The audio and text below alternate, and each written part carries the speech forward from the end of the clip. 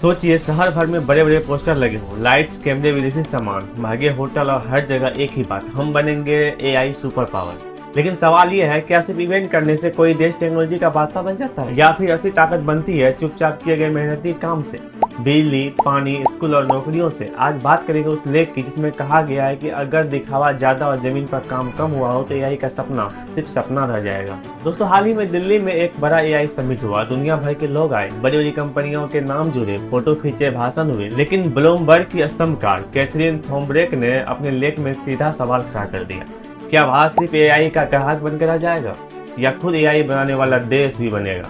भारत में लोग AI app सबसे ज्यादा डाउनलोड कर रहे हैं। ओपन एआई का चैट जीपीटी इस्तेमाल करने वाले में भारत टॉप देश में है। लेकिन जरा सोचिए, अगर हम सिर्फ डाउनलोड कर रहे हैं तो असली कमाई कौन कर रहा है? जो ऐप बना रहा है या जो उसे चला रहा है? ये वैसा ही है जैसे हम मोबाइल चलाएं, लेकिन मोबाइल बनाने वाला फैक्ट्री हमारे देश में हो ही नहीं। एआई चलाने के लिए बहुत बड़ी डेटा सेंटर चाहिए। बड़ी बड़ी कंपनियां निवेश की बात कर रही है, लेकिन एआई के लिए क्या चाहिए? बहुत सारा बिजली, बहुत सारा पानी, मजबूत इंफ्रास्ट्रक्चर। अब खुद से पूछिए, क्या हमारे हर शहर में 24 घंटे बिजली है? क्या हर जगह साफ पानी मिल रहा है? अगर बुनियादी जरूरतें ही पूरी नहीं है तो क्या हम एआई का इतना बड़ा बोझ उठा पाएंगे? अमेरिका ऐसे देशों में लोग कहते हैं एआई से मजदूर कमी पूरी होगी, लेकिन भारत में हालात अलग है। हमारे पास करोड़ों युवा हैं जिन्हें नौकरी चाहिए। अगर एआई एंटी जॉब ही खत्म कर दे तो नया काम कहां से आएगा? सोचिए, अगर आईटी सेक्टर में शुरुआती नौकरियां कम हो गई तो एक आम परिवार पर क्या असर पड़ेगा? एक सपना देखने वाला लड़का या लड़की क्या करेगा?